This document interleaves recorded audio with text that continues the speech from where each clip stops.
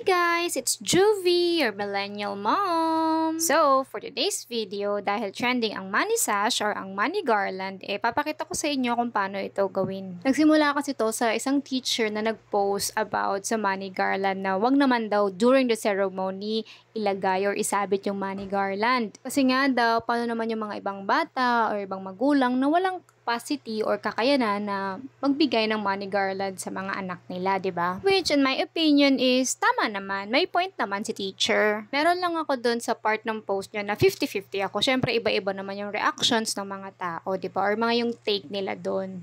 Yung part na yon is yung parang sinabi niya doon na para ba ipakita sa ibang tao or sa ibang parents na mas nakakaluwag kayo or mas nakakaangat-angat kayo kaysa sa kanila. Parang ganun yung point, pero hindi yung exact word ha. Though I totally respect that. Opinion niya yun eh. So, respeto natin yung opinion niya. So, ito lang yung sa akin.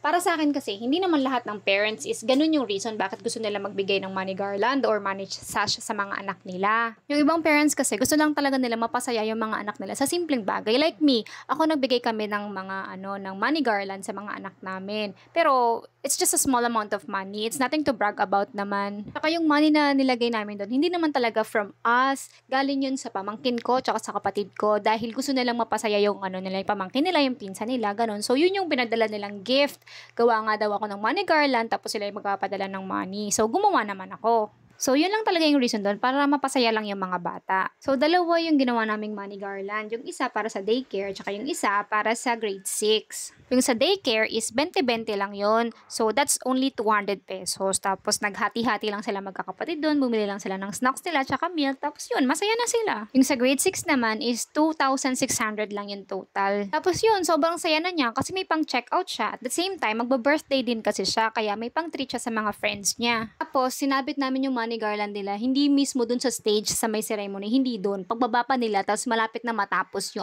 yung program. So, yun lang talaga yung reason namin, kaya kami nagbigay ng money garland sa kanila, is para mabigyan sila ng konting kasiyahan, ganun lang. But then, I understand yung reason ng teacher, bakit niya yun pinost, saka yung mga uma-agree dun sa teacher. Kasi, aminin natin yan, may mga magulang talaga na, hindi sila talaga humble. Medyo may pagka-hambogera, tapos gusto talaga nila ipakita na they are better than us, diba? May mga ganun talaga.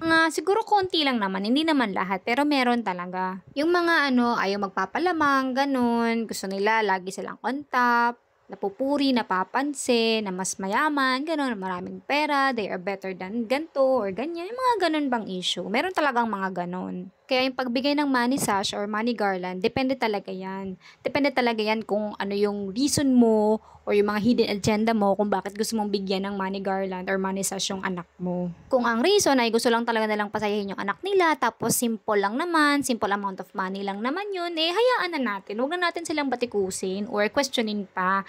Kalagayahan nila yun. Ibigay natin yun sa kanila at deserving naman din ng mga bata. Hindi naman yun para mang-down ka ng ibang tao or manghambog ka, magyabang ka. Hindi naman ganon ang reason. Kaya okay lang din naman. Hindi rin naman din nila kasalanan kung may naalat silang budget para dun sa money garland or money sash ng anak nila or may nag-gift sa kanila like sa mga anak ko, may nag-gift sa kanila. So, ibibigay namin sa mga bata. Tapos may post ako nakita na ang laki ng money sash na binigay niya sa anak niya. Sinabit niya, tapos ang lapad, ang haba, tapos puro tigo 1,000 peso bill. So, imagine niyo kung magkano yun. Siguro mga nasa 100 plus thousand yun. Kung ginawa niya yun para lang maghambog o magyabang na marami silang pera, ganun, I think, yun yung magiging mali. Pero kung pinag-ipunan nila yon, tapos pinaghandaan talaga nila, tapos gusto nilang pasayahin yung anak nila, tapos malay nyo may mga reason behind that or story behind that na hindi natin alam, di ba? So, wag na natin tignan yung bagay na yon na may inggit sa puso natin. So, mali din yun. Wag tayong mainggit.